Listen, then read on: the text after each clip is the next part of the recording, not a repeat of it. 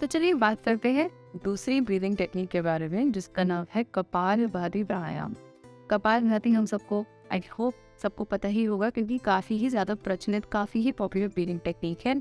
But still many people don't know of its benefits, कि कितनी ही beneficial, कितनी लाभदायक, कितनी बढ़िया ब्रीदिंग टेक्निक है। I really want people to know about this. ये प्राणायाम आप सुबह उठते ही कर सकते हैं, बहुत बेनिफिशियल रहता है।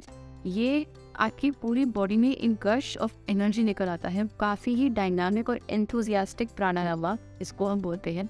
जो लोग स्पेशली इस प्रॉब्लम से ग्रस्त हैं कि सुबह उठते ही आपको थकान होनी शुरू होती है, नींद तो पूरी हो जाती है लेकिन इन्वेस्टेड फील नहीं होता है, लेकिन आपको ऐसा लगता है कि थोड़ा सा और सो, आधा घंटा 1 घंटा और सो, तो शायद बॉडी को आराम मिले। मतलब नींद पूरी होती है लेकिन आपको रेस्टफुल महसूस नहीं होता है। ऐसे लोग सुबह उठकर कपालभाति प्राणायाम प्रैक्टिस करें, आपको बहुत बेनिफिट मिलेगा। क्योंकि क्या होता है ना, हमारी जो प्राण शक्ति है वो सुबह उठ के जितनी वो हाई होनी चाहिए वो होती नहीं है, बिकॉज हमारी नींद पूरी नहीं होती, या हमने एक दिन पहले खाना ठीक से नहीं खाया होता, वो मैनी डिफरेंट रीजंस। तो अगर हमारी सुबह ही इतनी ढीली डाली सी, लेथार्जिक और बिल्कुल अनइंटरेस्टेड सी शुरू होगी, तो दिन तो आप सोच ही सकते हैं कैसा होगा। तो एक बढ़िया दिन की शुरुआत करने के लिए एक बढ़िया डायनामिक एंथुजियास्टिक प्राणायाम अगर कोई है तो है कपालभाति प्राणायाम। इसका एक और बहुत अच्छा बेनिफिट है, ये हमारी जठराग्नि को स्टिम्युलेट करता है, हमारी जठराग्नि को बैलेंस करता है। तो जैसे हमारे ऋषि मुनियों ने कहा है कि हमारी बॉडी 5 तत्वों से बनी हुई है, अर्थ, एयर, फायर, वाटर, स्पेस।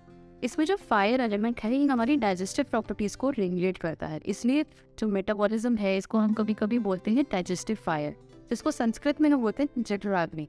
तो जठराग्नि का एक राइट बैलेंस मेंटेन होना बहुत ज़रूरी है हमारे प्रॉपर न्यूट्रिशनल एब्जॉर्प्शन के लिए, ऐसा आयुर्वेद में मेंशन्ड है। तो अगर आप लोगों की जठराग्नि इनबैलेंस में है तो भी जो भी आप खाना सेवन करेंगी वो प्रॉपर्ली डाइजेस्ट तो होगा नहीं, तो ऑब्वियसली एनर्जी लेवल्स लो ही आपको फील होगी, स्ट्रेस, एंजाइटी, बॉडी में रेस्टलेसनेस, और फिर ये काफ़ी सारी डिजीजेस का भी कारक बन सकता है।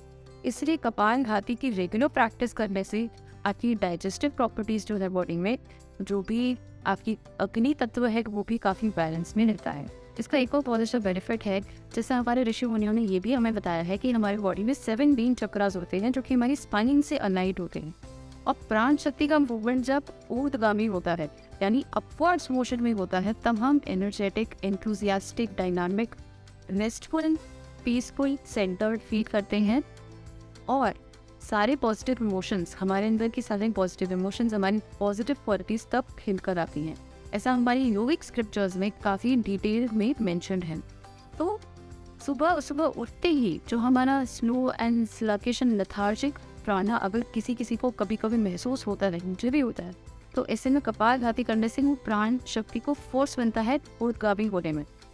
कपालभाति प्राणायाम pushes your life force, pushes your प्राण शक्ति to go upwards in your chakra and reach your crown region। तो उठते सुबह अगर आप कपालभाति प्रैक्टिस करते हैं, you might feel a gush of energy, clarity in mind and focus। तो ये बहुत इंपॉर्टेंट कैरेक्टरिस्टिक्स हैं आज के टाइम में हमारी डे टू डे लाइफ को और ज़्यादा एफिशिएंट बनाने के लिए। तो सुबह का टाइम बेस्ट टाइम होता है कपालभाति प्राणायाम करने का। इस प्राणायाम की जो खास कैरेक्टरिस्टिक है वो ये है कि हम इनहेलेशन तो अपने आप कर लेते हैं, एक्सहेलेशन हम फोर्सफुल करते हैं। मैं आपको करके दिखाती हूँ। For this you have to sit straight, कमर सीधी रखेंगे, कंधे रिलैक्स। हमें सिर्फ एक्सहेल फोर्सफुली करना है, पेट से एक्सहेलेशन करना है, पेट से हमें सांस बाहर छोड़नी है, सांस अंदर अपने आप जाएगी as demonstrated.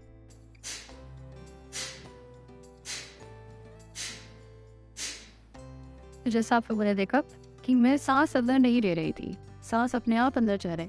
I was only focused on doing rhythmic forceful exhalation. मेरा ध्यान सिर्फ एक्सहेलेशन को रिथमिक और फोर्सफुल रखने में था।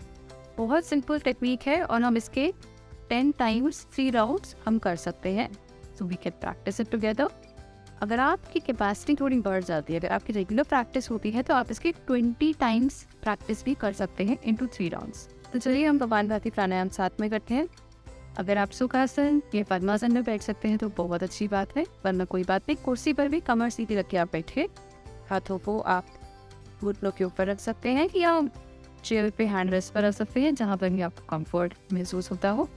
एंड एक गहरी सांस अंदर और बाहर, एक और गहरी सांस अंदर और धीरे से जाने दें, आंखें बंद रखते हुए।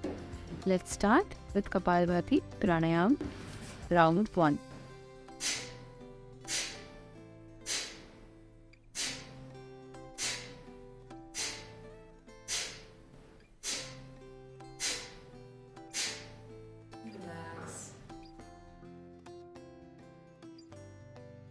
साधारण श्वास अंदर और बाहर,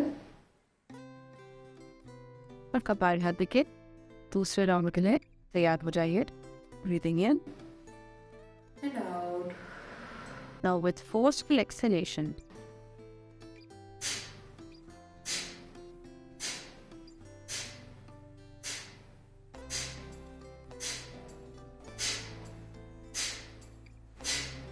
एंड रिलैक्स। ये सांस अंदर और बाहर। अब कपालभाति के तीसरे राउंड के लिए तैयार हो जाए। एक गहरी सांस अंदर और जाने दें। Now with forceful exhalation start kapalbhati.